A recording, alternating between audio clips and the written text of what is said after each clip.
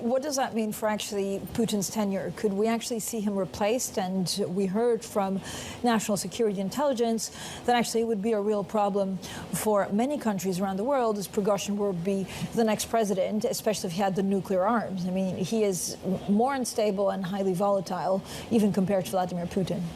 Yeah. I think we can pretty much rule out the idea that Mr. Prigozhin will be the next president of Russia. I think what happened over the weekend has seriously damaged Mr. Putin. A lot of it, I think, is self-harm. He looks damaged, and I think this is a consequence of the way that he's come to run Russia in recent years. And I think in his speech on the Saturday morning, his address to the nation on the Saturday morning, the reference to 1917 and the stab in the back was a bad error. I mean, that implies that Russia is susceptible to some sort of revolution or coup. Absolutely not the message I think he wanted to be sending. I mean, the idea that there might be some sort of palace coup, someone seek to overthrow him, I find that quite implausible at the moment. It would be a highly risky venture for anyone to undertake that. By the way, I think it's absolutely implausible that the West would wish to be seen to have any hand in this. I mean, the best thing Western governments can do is stay well clear of this. I think what we're now seeing is a period of uncertainty and essentially trying to work out what to do within the Russian system itself. As regards Russia's standing with its international partners, again, I think that's quite seriously damaged. I think that people like Xi Jinping will be looking at Moscow this morning and just trying to work out what on earth is going on. So, Ambassador, are we going to see changes to either tactically, how Russia continues its war in Ukraine, or actually changes at the top of the defense ministry? Was it for money that Prigozhin backed away, or was it for changes?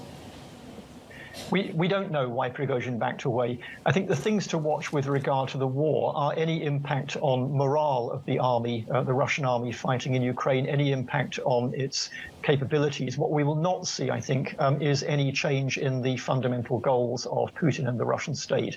Their goal is to subjugate or to break Ukraine. As regards the politics, I think what we will see here is a continued period, possibly quite a long period, of uncertainty about where things are going. Bear in mind that there is, in theory at least, a presidential election due in Russia next year. And whatever the plan for that was, whether it was another term in power for Mr. Putin or some sort of managed succession, I think that just got much harder. Ambassador, do we know how much the people inside Russia understand what happened over the weekend? Again, I think there were reports that Russia 24 was, for example, looking at a documentary on Berlusconi at the time. Because if Vladimir Putin is weakened, that will affect morale of the troops. Yeah. So the Russian state has pretty much total control over the TV and radio media, and I'm sure that they will be using that over the coming weeks and months to try and reassert a sense of normality and grip and purpose at the top. The bigger question here, I think, is the sense that there is something just changed, something just happened, and nobody really quite knows what to make of that.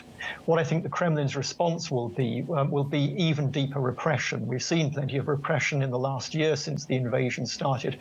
I would fully expect that now to double down.